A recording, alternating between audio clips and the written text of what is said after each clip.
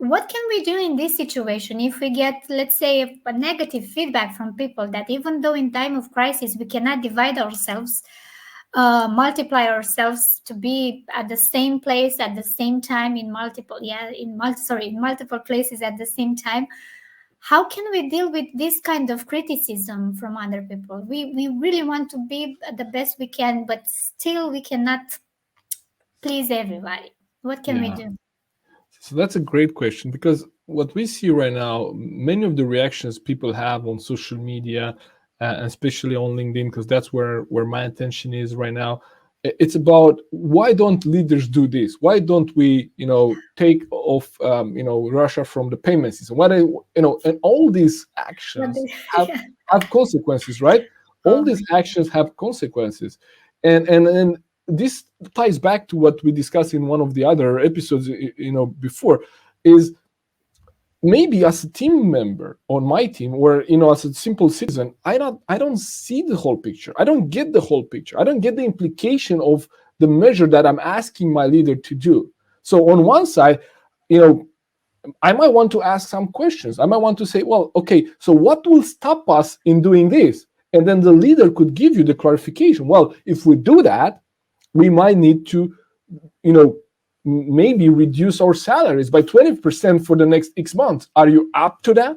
Right? Because that might be one of the consequences of what you're asked to do. So on one side, as a leader, we're gonna always have criticism and we'll all have critics, but we didn't do that, or we did that too early or too late. If you look at Sweden's reaction, or dealing with the Corona crisis, right? What happened is that at the beginning we had an approach which was different than most of the world, and then later on we have been said, well, you didn't apply too many restrictive measures, and that's why you had a higher death toll, or higher number of cases. And so whatever we did was not good enough, right?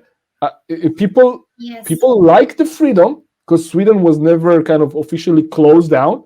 You never were forced to stay inside. But now they blame that, well, okay, yeah, but that had the price. Of course it had a price, and it always have a price, right? But I think one of Yes. the worst things leader could do in this moment is do nothing.